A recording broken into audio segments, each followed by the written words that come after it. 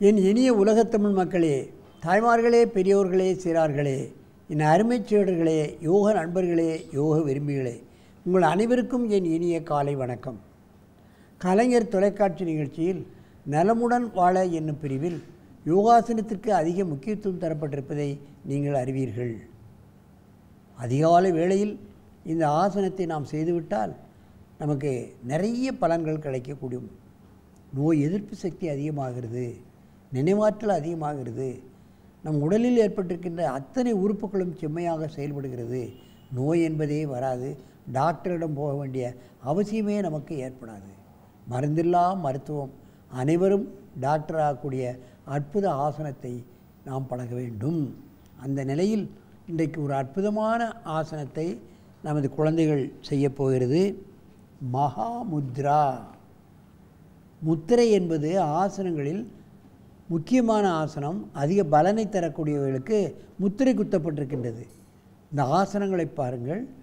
இந்த மகாமுத்ரா என்பது எளிமையான ஆசனம். முடியாதவர்கள், இயலாதவர்கள், படுக்கையில் இருப்பவர்கள், முதுமையடைந்தவர்கள் கூட செய்யக்கூடிய ஆசனத்தை நமது முனிவர்கள் நமக்கு தந்திருக்கிறார்கள். என் அருமைச் சீடர்களே, நீங்கள் அதே நிலையில் கையை உயர்த்தி இந்த மகா உத்தராவை செய்யுங்கள். கையை மேலே உயர்த்துங்கள். மெதுவாக குனிந்து கையை தரையை தொடுங்கள். ஒரு 20 எண்ணிக்கை. இவ்வளவு எளிமையான ஆசனங்கள் பாருங்கள். நமது உடம்பை 3ஆக மடிக்கக்கூடிய சந்தர்ப்பம் எந்த நிலையிலும் கிடையாது.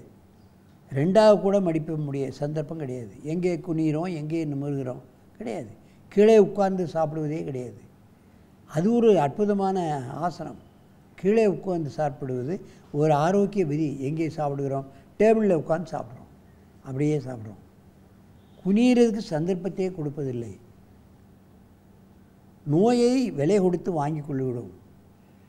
பணத்தை கொடுத்து சூனியம் நமக்கே வைத்து கொள்ளுகிற மாதிரி தான் இன்றைக்கு காரியங்கள் நடைபெற்று கொண்டிருக்கின்றது. மெதுவாக எழுந்திருங்கள். கையை உயர்த்தி தொடையிலே வைங்கள். மூச்சை இழுத்து கொள்ளுங்கள். மீண்டும் ஒரு முறை செய்யுங்கள். கையை உயர்த்துங்க. இது செய்வதற்கு என்ன கஷ்டம் சொல்லுங்கள்? யாவரும் செய்யலாம், யாவரும் செய்யலாம். வயிறு அமுக்கப்படுகிறது, முட்டு வளைக்கப்படுகிறது பாருங்கள், கழுத்து வளைக்கப்படுகிறது. சின்ன ஆசனத்தில் எத்தனை உறுப்புகள் செயல்படுகிறது என்பதை நாம் பார்க்க வேண்டும். மெதுவாக எழுந்திருங்கள்.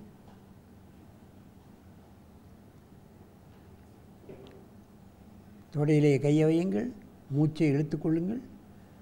இப்பொழுது ஒருவருக்கொருவர் நேராக பார்த்து கொண்டு இந்த ஆசனத்தை செய்ய வேண்டும். திரும்ப பின்னவோ, கோ பேக். இப்பொழுது கையை உயர்த்தி மீண்டும் செய்யுங்கள். மகாமுத்ரா.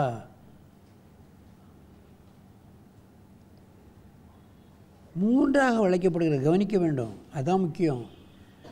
முட்டு வளைக்கப்படுகிறது, முதுகு விரவு வளைக்கப்படுகிறது.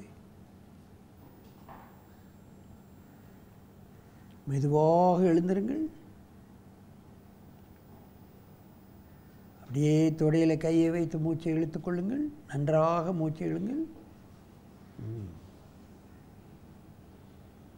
மீண்டும் கையை உயர்த்துங்கள். முன்னால் குனியுங்கள். குனி. தரையிலே கையை வைத்துக் கொள்ளுங்கள். பாருங்கள், மிக மிக எளிமையான ஆசனம். இயலாதவர்கள், முடியாதவர்கள், படுக்கையில் இருப்பவர்கள், வயிறு பெரிதாக இருப்பவர்கள், குண்டாக இருப்பவர்கள் யார் வேண்டாலும் செய்யலாம். இதில் என்ன கஷ்டம் இருக்க போகிறது? முடிந்த அளவு செய்தாலே உங்களுக்கு முழு பலன் கிடைக்கும். வயிறு குறையும்.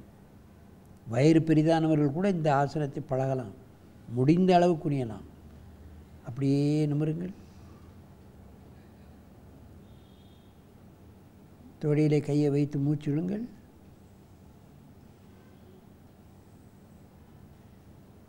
என் பக்கமாக திரும்புங்கள். கையை மேலே உயர்த்துங்கள். நல்ல திரும்பலை, நல்ல திரும்ப. நல்ல குனி.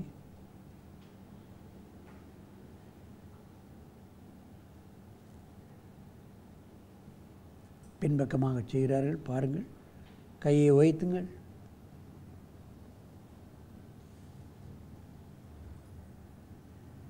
தொடையிலே கையை வைத்து மூச்சை இழுத்துக்கொள்ளுங்கள். புஜபலம் ஏற்படுகிறது. கையை உயர்த்தி கீழே இறக்குகிறார்கள். மீண்டும் கையை உயர்த்தி மீண்டும் ஒரு முறை செய்யுங்கள்.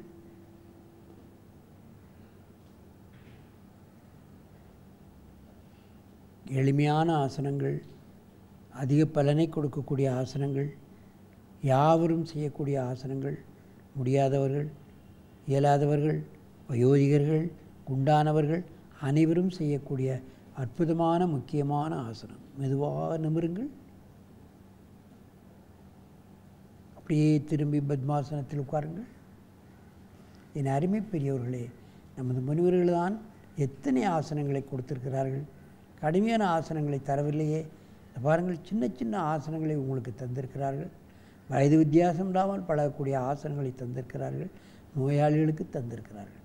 யாவரும் செய்யலாம். இதுபோன்ற ஆசனங்களை நாளெல்லாம் பழகி ஆரோக்கியத்தை பெற்று நீங்கள் நெடிது இனிது வாழ வேண்டும் என்று கேட்டு உங்களிடமிருந்து விடைபெறுவது ஆசனம் ஆண்டியப்பன். வணக்கம்.